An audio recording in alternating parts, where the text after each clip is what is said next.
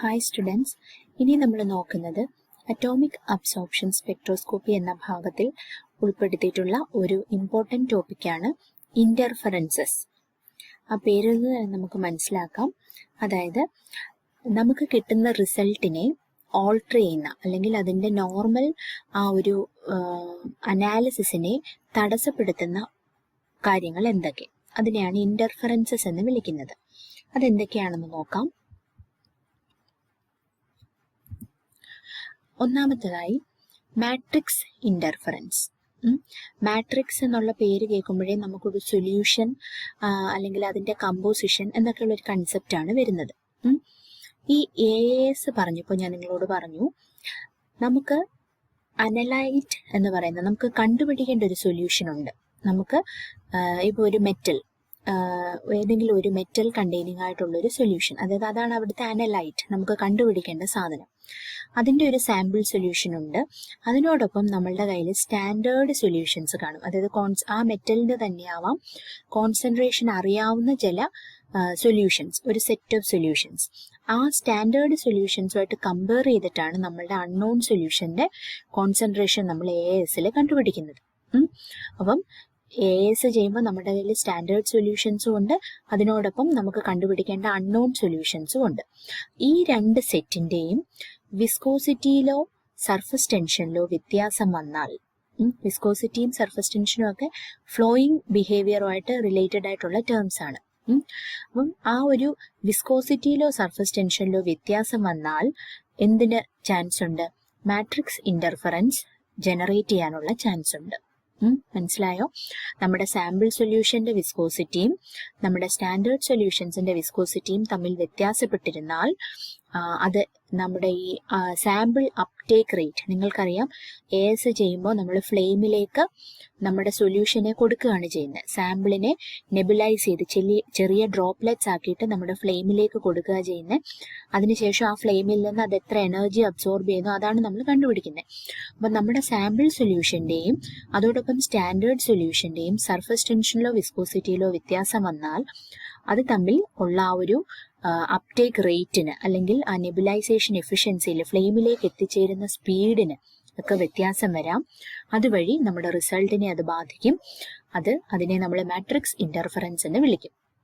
ഇത്തരം ഇൻ്റർഫറൻസുകളെ നമ്മൾ എങ്ങനെ എലിമിനേറ്റ് ചെയ്യാൻ പറ്റും, അല്ലെങ്കിൽ എങ്ങനെ കുറയ്ക്കാൻ പറ്റും, ഡിക്രീസ് ചെയ്യാൻ പറ്റും? They can be minimised by matching as closely as possible the matrix composition of standard and sample.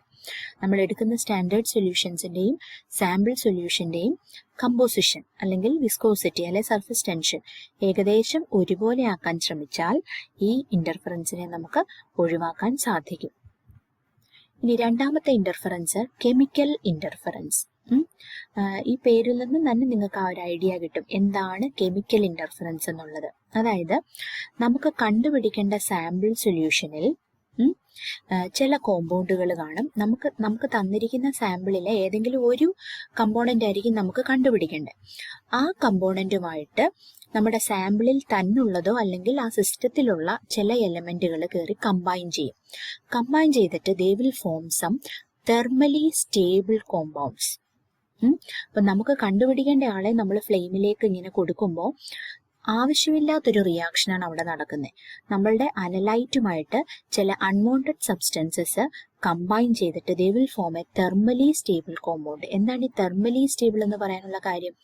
നമ്മളിതെല്ലാം ഫ്ലെയിമിലേക്കാണ് insert ചെയ്യുന്നത്, അല്ലേ?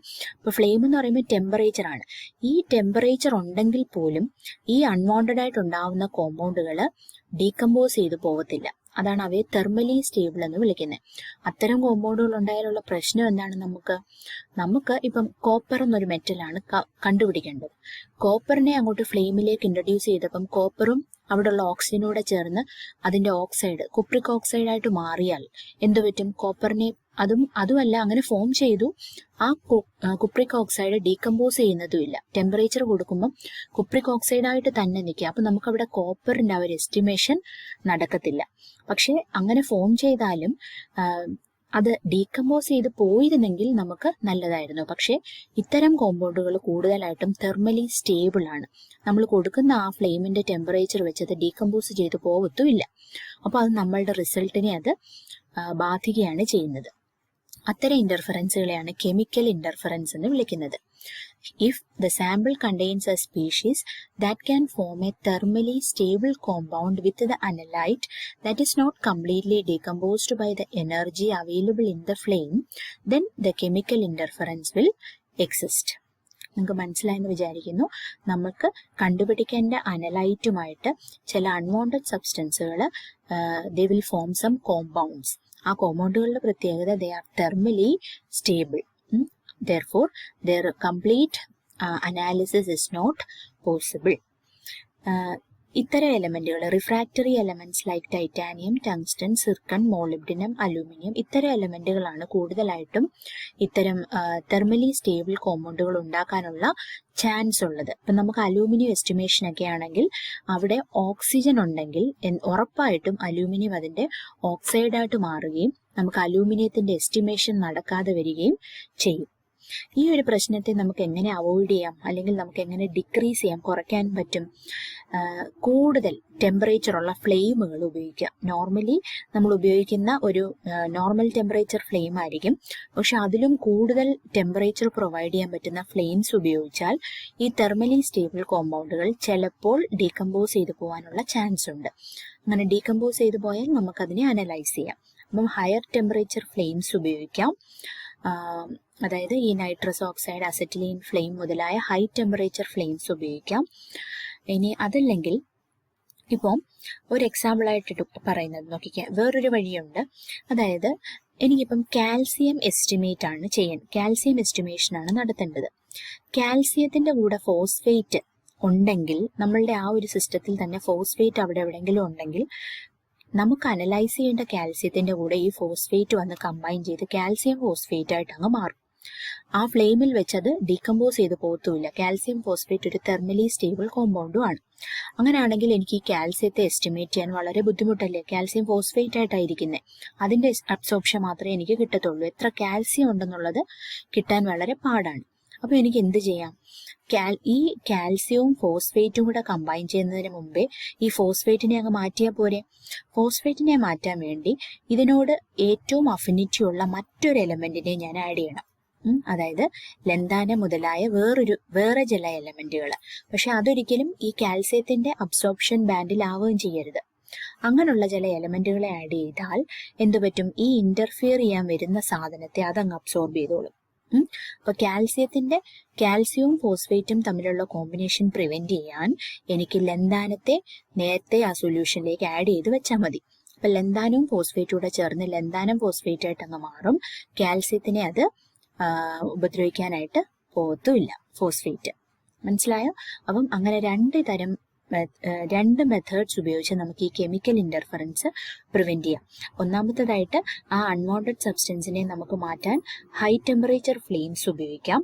രണ്ടാമതായിട്ട് മറ്റ് ചില ഓൾട്ടർനേറ്റീവ് സാധനങ്ങൾ ആഡ് ചെയ്തുകൊണ്ട് ഈ ഇന്റർഫിയർ ചെയ്യാൻ വരുന്ന കോമ്പൗണ്ട്സിനെ നമുക്ക് മാറ്റാം.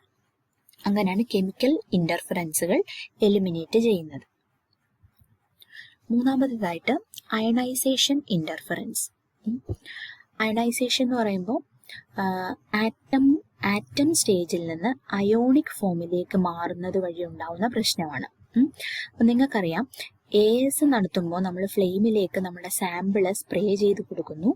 സാമ്പിളിലെ സോൾവെന്റ് എല്ലാം പോയിട്ട് അത് അതിന്റെ ഗേഷ്യസ് ഫോമിലേക്ക് മാറും. പക്ഷേ ഗേഷ്യസ് ഫോമിലാണെങ്കിൽ തന്നെ നമ്മുടെ സൊല്യൂഷൻ അതിന്റെ അറ്റോമിക് സ്റ്റേറ്റിൽ റിറ്റെയിൻ ചെയ്യണം. അതാണ് ASന്റെ മെയിൻ പ്രിൻസിപ്പിൾ. ആറ്റത്തിന്റെ അബ്സോർപ്ഷനാണ് നമ്മൾ മെഷർ ചെയ്യുന്നത്. പക്ഷെ ചില സിറ്റുവേഷൻസിൽ ഹൈ ടെമ്പറേച്ചർ ഫ്ലെയിമുകൾ ഉപയോഗിക്കുമ്പോൾ അല്ലെങ്കിൽ ഹോട്ടർ ഫ്ലെയിംസ് ഉപയോഗിക്കുമ്പോൾ കൂടുതൽ എനർജി കിട്ടുന്നുണ്ട്. ആ എനർജി അബ്സോർബ് ചെയ്ത് നമുക്ക് കണ്ടുപിടിക്കേണ്ട സാധനത്തിന് അതിന്റെ അയോണിക് സ്റ്റേറ്റിലേക്ക് പോകാനുള്ള ഒരു ടെൻഡൻസി വരും. അയോണിക് സ്റ്റേറ്റ് എന്ന് പറയുമ്പോൾ ഇലക്ട്രോണിനെ റിലീസ് ചെയ്തപ്പം സോഡിയം ആണെങ്കിൽ Na+ ആയിട്ട് മാറും. ഒരു ഇലക്ട്രോണിനെ കളഞ്ഞ് Na+ ആയിട്ട് മാറും. അപ്പോഴാണ് അതായത് അയോണിക് സ്റ്റേറ്റിലേക്ക് പോകുന്നത്. അപ്പൊ അങ്ങനെ അയോണിക് സ്റ്റേറ്റിലേക്ക് മാറാനുള്ള ഒരു ടെൻഡൻസി വരുമ്പോൾ നമ്മുടെ റിസൾട്ടിനെ അത് ബാധിക്കും. അങ്ങനെ വരുന്ന ഇന്റർഫറൻസ് ആണ് അയോണൈസേഷൻ ഇന്റർഫറൻസ്. അപ്പം നമുക്ക് കണ്ടുപിടിക്കേണ്ട analyte due to the presence of higher energy they have a chance അല്ലെങ്കിൽ they tend to become their ions.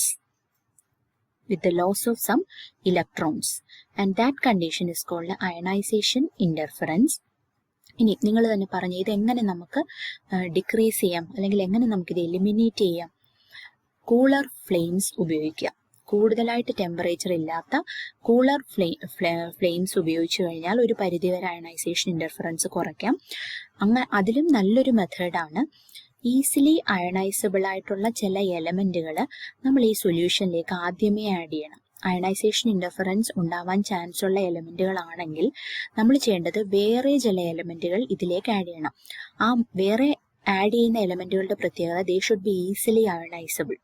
Ionisation energy വളരെ കുറഞ്ഞ എലമെന്റുകളായിരിക്കണം നമ്മൾ ആഡ് ചെയ്യുന്നത്. അതായത് നമ്മൾ ആ ചെറിയ ചൂട് കൊടുക്കുമ്പോൾ തന്നെ അല്ലെങ്കിൽ ഫ്ലെയിം അങ്ങോട്ട് കൊടുക്കുമ്പോൾ തന്നെ ഈ അഡീഷണലായിട്ട് ആഡ് ചെയ്തിരിക്കുന്ന എലമെന്റുകൾ അതിന്റെ അയോണിക് സ്റ്റേറ്റിലേക്ക് പോകും. നമ്മൾ അതിന്റെ മെഷർമെന്റിനെ പറ്റി ബോധർ ചെയ്യേണ്ട, നമുക്ക് കണ്ടുപിടിക്കേണ്ട അനലൈറ്റ് അവിടെ നിൽക്കും. നമ്മൾ ഈ അഡീഷണലായിട്ട് ആഡ് ചെയ്യുന്ന എലമെന്റുകൾ അവ ഈസിലി അയണൈസബിൾ ആയിരിക്കണം. ചെറിയ ചൂട് കൊടുക്കുമ്പോൾ തന്നെ അത് എന്തായിട്ട് മാറണം? അതിന്റെ അയോണിക് സ്റ്റേറ്റിലേക്ക് മാറും. അപ്പം കുറെ ഇലക്ട്രോൺസ് ലിബറേറ്റ് ചെയ്യും അല്ലെ. പോസിറ്റീവ് അയോൺസ് ആയിട്ട് പോവുകയാണെങ്കിൽ ഇലക്ട്രോൺസ് അവിടെ ഫ്രീ ഇലക്ട്രോൺസ് ഒരുപാട് കാണും. അപ്പം നിങ്ങൾക്ക് കോമൺ അയോൺ ഇഫക്റ്റ് എന്ന് പറഞ്ഞൊരു സംഭവം അറിയാമല്ലോ. കോമൺ ആയിട്ടുള്ള ചില സംഭവങ്ങൾ ഉണ്ടെങ്കിൽ അയോണൈസേഷൻ അവിടെ പ്രിവെന്റ് ചെയ്യപ്പെടും, അല്ലെങ്കിൽ ആ ഒരു ഡിസോസിയേഷൻ പ്രിവെന്റ് ചെയ്യുന്നൊരു ഫിനോമിന നമ്മൾ കെമിസ്ട്രിയിൽ പറയുന്നതാണ്. അതേ ഇഫക്റ്റ് തന്നെ ഇവിടെ നടക്കും. ഈസിലി അയണൈസബിൾ കോമ്പൗണ്ട് പെട്ടെന്ന് അയണൈസ് ചെയ്ത് ഒരുപാട് ഇലക്ട്രോൺസ് റിലീസ് ചെയ്ത് അങ്ങനെ ഒരു സിറ്റുവേഷനിൽ നമ്മൾ കണ്ടുപിടിക്കേണ്ട അനലൈറ്റ് എന്തിന് പോകത്തില്ല? അയണൈസേഷൻ എന്നുള്ളൊരു ഫിനോമിനയിലേക്ക് കടക്കാതെ നമുക്ക് പ്രിവെന്റ് ചെയ്യാം. ഇപ്പം ഫോർ എക്സാമ്പിൾ സോഡിയം ആണ് നമുക്ക് എസ്റ്റിമേറ്റ് ചെയ്യേണ്ടത്. സോഡിയം അതിന്റെ അയോണിക് സ്റ്റേറ്റിലേക്ക് Na+ലേക്ക് മാറാതെ നമുക്ക് പ്രിവെന്റ് ചെയ്യണം. നമ്മൾ എന്ത് ചെയ്യണം? അതിന് പകരം അതിലേക്ക് പൊട്ടാസ്യം ആഡ് ചെയ്യാന്ന് വെച്ചോ. പൊട്ടാസ്യം സോഡിയത്തെക്കാളും പെട്ടെന്ന് അയണൈസ് ചെയ്യുന്നതായിരിക്കും. അപ്പം പൊട്ടാസ്യം അവിടെയുള്ള എല്ലാം അയണൈസ് ചെയ്ത് K+ഉം കുറെ ഇലക്ട്രോൺസുമായിട്ട് മാറും. അപ്പം അപ്പോഴായിരിക്കും സോഡിയത്തിന് തോന്നുന്നത് നമുക്ക് അനലൈസ് ചെയ്യേണ്ടത് സോഡിയമാണ്, കണ്ടുപിടിക്കേണ്ടത് സോഡിയമാണ്, എന്നാൽ ഞാനും ഒന്ന് ആയി മാറിയേക്കാം എന്ന് സോഡിയം കരുതും. പക്ഷേ ആ പൊട്ടാസ്യത്തിന്റെ കുറെ ഫ്രീ ഇലക്ട്രോൺസ് അവൈലബിൾ ആയതുകൊണ്ട് ഈ പറയുന്ന സോഡിയം അയോണായിട്ട് മാറാൻ ശ്രമിക്കുമ്പോൾ ഈ ഫ്രീ ഇലക്ട്രോൺ വന്ന് Na+ഉമായിട്ട് അങ്ങ് കമ്പൈൻ ചെയ്യും. അപ്പൊ തിരിച്ച് അതിന്റെ സോഡിയം ആറ്റമായിട്ട് മാറും. അപ്പൊ നമുക്ക് അനലൈസ് ചെയ്യേണ്ട സാധനം ഒരിക്കലും അതിന്റെ അയോൺസ് ആയിട്ട് മാറത്തുമില്ല. എന്നാൽ നമുക്ക് വേണ്ടാത്ത സാധനങ്ങൾ ആ എക്സസ് എനർജി അബ്സോർബ് ചെയ്ത് ആ സീനിൽ നിന്നങ്ങ് മാറ്റിക്കോളും. മനസ്സിലായ നിങ്ങൾക്ക്? അതാണ് അയണൈസേഷൻ ഇന്റർഫറൻസ്. ഇനി നമ്മൾ കൂടുതലായിട്ട് ആഡ് ചെയ്യുന്ന അയണൈസേഷൻ സപ്രസൻസ്, ഈ പെട്ടെന്ന് അയണൈസ് ചെയ്യുന്ന സാധനങ്ങളാണ് പൊട്ടാസ്യം, റുബീഡിയം, സീഷ്യം എക്സെട്ര.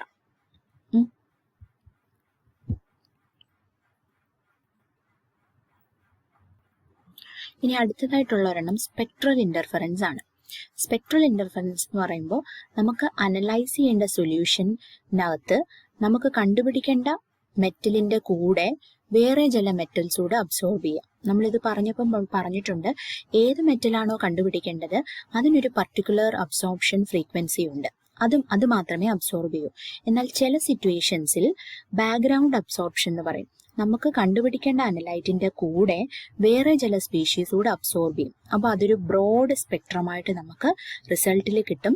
ഇതെങ്ങനെയാണ് എലിമിനേറ്റ് ചെയ്യുന്നതെന്ന് പറഞ്ഞാൽ നമുക്ക് കിട്ടുന്ന റിസൾട്ടിനകത്ത് നിന്ന് ഈ ബാക്ക്ഗ്രൗണ്ട് അബ്സോർപ്ഷൻ മൈനസ് ചെയ്യാണ് ചെയ്യുന്നത്. ഇത് ടോട്ടൽ അബ്സോർപ്ഷൻ നമ്മൾ എടുക്കും. അത് കഴിഞ്ഞ് ഈ ബാക്ക്ഗ്രൗണ്ട് അബ്സോർപ്ഷൻ അതിൽ നിന്ന് കുറച്ചാൽ, മൈനസ് ചെയ്താൽ, സബ്സ്ട്രാക്ട് ചെയ്താൽ നമുക്ക് എന്ത് കിട്ടും? നമ്മൾ കണ്ടുപിടിക്കേണ്ട അനലൈറ്റിൻ്റെതായ അബ്സോർപ്ഷൻ നമുക്ക് കിട്ടും. അപ്പോൾ അതാണ് ബാക്ക്ഗ്രൗണ്ട് അബ്സോർപ്ഷൻ എന്ന് വിളിക്കുന്നത്. അപ്പം ഇന്റർഫറൻസുകൾ 4 തരമാണ്. 1 matrix interference, 2 chemical interference, 3 ionisation interference, and 4th spectral interference.